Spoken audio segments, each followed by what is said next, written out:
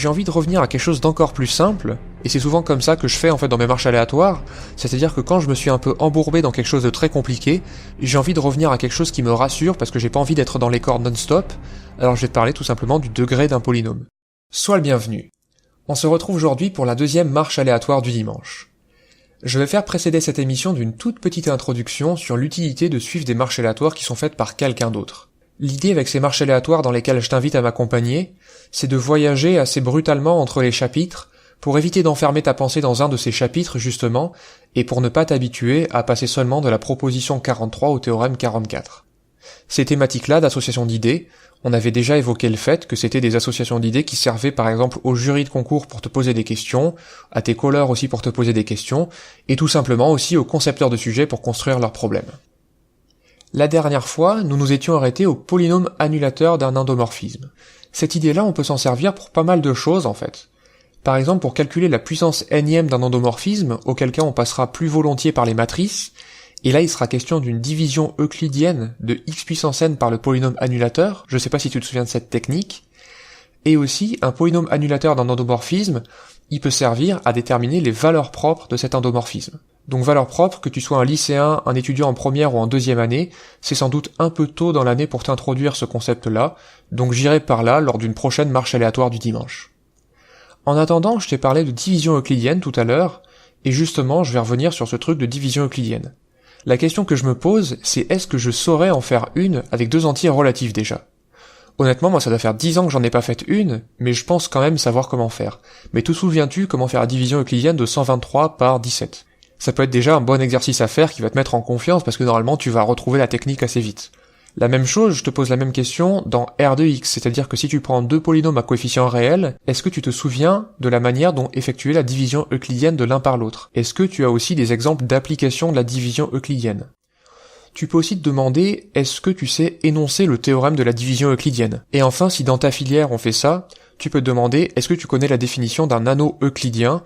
Est-ce que tu as des exemples d'anneaux euclidiens qui ne sont ni z ni r de x ? Mais ça commence à être des thématiques bien plus compliquées, et je vais m'en aller allègrement vers une autre thématique. Toujours dans cette idée de calcul de puissance énième qu'on avait évoquée tout à l'heure, je vais me rappeler la formule du binôme de Newton avec les matrices. Alors on avait déjà évoqué la démonstration dans les marches aléatoires précédentes, mais cette fois je vais me poser d'autres questions pour te montrer que ça ne s'arrête jamais. Je peux me demander, est-ce que j'ai un contre-exemple à la formule du binôme de Newton si les deux matrices A et B qui interviennent ne commutent pas? Parce que je sais qu'en général c'est faux. Mais est-ce que j'ai un contre-exemple pour convaincre quelqu'un qui serait un peu obtus pour lui montrer que non, ça ne fonctionne pas? Et tu peux aussi te demander si le résultat se généralise. C'est-à-dire, est-ce que tu es capable de montrer, et est-ce que c'est vrai en fait tout simplement, que si A et B ne commutent pas, alors la formule du binôme de Newton, elle est tout le temps fausse? Est-ce que tu peux trouver, autrement dit, deux matrices qui ne commutent pas, et qui vérifient quand même la formule du binôme de Newton? Donc ça c'est aussi une jolie question, si tu veux approfondir un peu ta connaissance du binôme, j'essaie de faire des trucs avec, j'essaie de me poser des petites questions, et je vois si j'arrive à y répondre ou pas. Si t'arrives pas à y répondre, encore une fois, ne passe surtout pas une demi-heure à essayer de le faire. T'y passes 10 minutes, t'y passes un temps qui te paraît raisonnable, et après tu peux aller poser cette question soit à tes camarades, soit à ton professeur. Alors justement, en parlant de deux matrices qui commutent, c'est-à-dire que AB est égal à BA, je repense tout simplement à la formule du produit matriciel. Donc ce que je me demande, c'est est-ce que je suis capable d'écrire la formule qui permet d'obtenir le coefficient général de la matrice obtenue comme produit de deux autres matrices? Et est-ce que j'ai un exemple de calcul que je peux réaliser à partir de cette formule? Quelque chose de très simple, parce que si c'est juste pour multiplier deux matrices 3 fois 3, j'ai pas vraiment besoin de la formule du produit matriciel. Quoique je pourrais aussi me dire que, justement, comme je peux les multiplier de deux façons différentes, ça serait une façon de vérifier ma formule du produit matriciel. Mais ici, si je devais chercher un exemple, je chercherais plutôt un calcul de taille n fois n. Donc je t'en propose un, par exemple, tu prends la matrice qui ne contient que des 1, une matrice carrée de taille n fois n, et tu veux la mettre au carré. Tu peux essayer de faire ça avec une matrice de taille n croix n sur ta copie, mais ça va pas forcément être très joli. Ce que je te conseille de faire tout simplement, c'est d'essayer d'appliquer, dans ce cas très simple, la formule du produit matriciel. Alors maintenant, justement, tu vois, j'ai parlé de matrice, je vais me demander pourquoi on m'a parlé de matrice à un moment dans ma scolarité. Alors les réponses peuvent varier en fonction de ton cursus. On a pu te parler par exemple de matrice d'adjacence en théorie des graphes, mais moi la première fois où j'ai entendu parler de matrice, c'était la matrice associée à un endomorphisme. Alors justement, il existe des compatibilités entre le monde des matrices et le monde des endomorphismes. Par exemple, tu peux voir que la matrice associée à f rond g, à la composée de deux endomorphismes, ça va être le produit des deux matrices qui sont associées, si tant est que tu aies choisi les bonnes bases, etc. Donc ça, c'est une propriété qui est assez difficile, alors tu peux tout simplement te demander est-ce que je sais l'énoncer? Et si vraiment t'es en forme, tu peux te demander est-ce que je sais la démontrer? Est-ce que t'es capable aussi d'établir le lien entre la matrice et l'endomorphisme? Donc là, on pourrait partir en fait sur ce dictionnaire qui est entre matrice et endomorphisme, et essayer de faire l'inventaire des liens qu'il y a entre les deux. En l'occurrence, j'ai pas vraiment envie de te faire un inventaire ici que tu pourrais retrouver dans ton cours, donc je vais continuer à divaguer un peu sur un polynôme en une matrice. C'est quelque chose que j'utilise pour calculer la puissance énième d'une matrice. C'est quelque chose que j'utilise aussi pour trouver des valeurs propres d'une matrice, etc. Et là, en fait, on retrouve ce thème que j'avais déjà évoqué la fois précédente, c'est que les polynômes, c'est un peu la plaque tournante. C'est-à-dire qu'à partir d'un polynôme, si je suis dans l'algèbre linéaire, je peux changer de registre et je peux aller par exemple vers l'analyse ou vers bien d'autres domaines qui m'intéresseraient.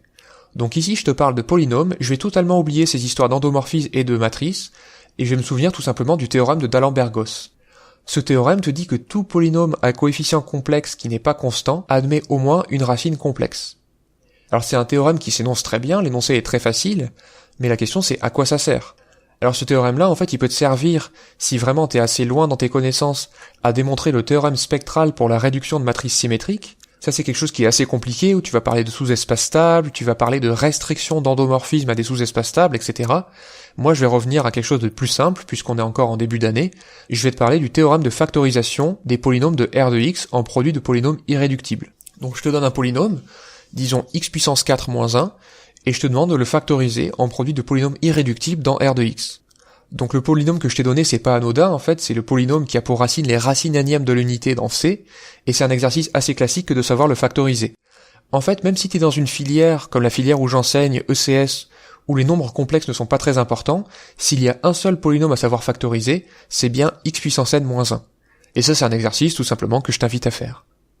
J'ai envie de revenir à quelque chose d'encore plus simple, et c'est souvent comme ça que je fais en fait dans mes marches aléatoires, c'est-à-dire que quand je me suis un peu embourbé dans quelque chose de très compliqué, j'ai envie de revenir à quelque chose qui me rassure parce que j'ai pas envie d'être dans les cordes non-stop, alors je vais te parler tout simplement du degré d'un polynôme. Alors à quoi ça sert le degré d'un polynôme? Ça peut servir par exemple à résoudre des équations polynomiales. Alors là c'est une question intéressante, tu peux te demander quand j'ai une égalité entre deux polynômes, qu'est-ce que je peux bien en faire en fait? Eh bien les polynômes sont des objets qui sont assez polymorphes, et pour cette raison tu peux vraiment faire plein de choses quant à l'égalité entre deux polynômes pour exploiter cette égalité. Tu peux dire que ces deux polynômes ont même degré, justement. Tu peux dire que ces polynômes ont même coefficient dominant. Tu peux les évaluer en un point et dire qu'ils vont prendre la même valeur. Tu peux les évaluer en une matrice et tu peux dire qu'ils vont valoir la même matrice. Tu peux même les évaluer en des fonctions. Tu peux aussi considérer leurs racines en disant qu'ils vont avoir même racine. Tu peux aussi te permettre de les dériver, en disant que les deux polynômes vont avoir même polynôme dérivé, etc. Tu peux même prendre la limite quand x tend vers plus l'infini des fonctions polynomiales associées si tu veux. Tu peux vraiment faire des tas de choses avec ces équations polynomiales. Et ça fait du bien de temps en temps de se demander, voilà, j'ai une égalité entre deux fonctions, entre deux polynômes, qu'est-ce que je peux faire? Alors justement, j'évoquais cette question de fonctions polynomiales. En fait, au lycée, j'ai pas vraiment vu les polynômes en premier. Ce que j'ai vu au lycée en premier, et même au collège en fait, si je me souviens bien, c'était des fonctions polynomiales. Et la toute première fonction polynomiale que j'ai vue, c'était la fonction affine, qui était une fonction polynomiale de degré 1. Ensuite, au lycée, j'ai vu les fonctions polynomiales de degré 2, avec ce thème du discriminant que j'ai déjà évoqué lors d'une marche aléatoire précédente, et j'ai aussi appris, de temps en temps, à pouvoir étudier le signe d'une fonction polynomiale de degré 3, puisque dans ce cas-là, sa dérivée est un polynôme de degré 2, et je peux obtenir son signe grâce encore une fois au discriminant. Pour en revenir à ces fonctions affines, je peux me demander à quoi ça sert une fonction affine. La façon dont on me l'a introduit au lycée, c'était pour faire des équations de tangente. Alors là, je peux te parler maintenant de développement limité. La notion de développement limité, elle va un peu généraliser finalement cette équation de tangente.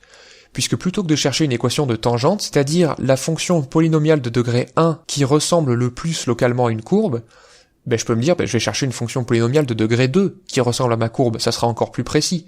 Les courbes de fonctions que tu essaies d'étudier, en général, c'est pas des droites. Donc tu peux te dire pourquoi l'approximer par une droite. Je pourrais l'approximer par une parabole. Je pourrais l'approximer par la courbe d'une fonction polynomiale de degré 3, 4, 5. Et plus j'augmente le degré, potentiellement plus ce serait précis. Eh bien sache que non seulement c'est vrai, mais en plus que tu peux avoir l'équation de la fonction polynomiale qui approxime le mieux ta fonction en un point. Et cette formule-là, tu la connais, c'est la formule de Taylor. Alors à quoi ça sert en pratique? Ça sert surtout à calculer des limites en fait, les développements limités. Pourquoi ça sert à calculer des limites et pourquoi ça fonctionne bien? Eh bien tu peux tout simplement te dire que les fonctions polynomiales, ce sont les fonctions les plus simples que tu sais manipuler.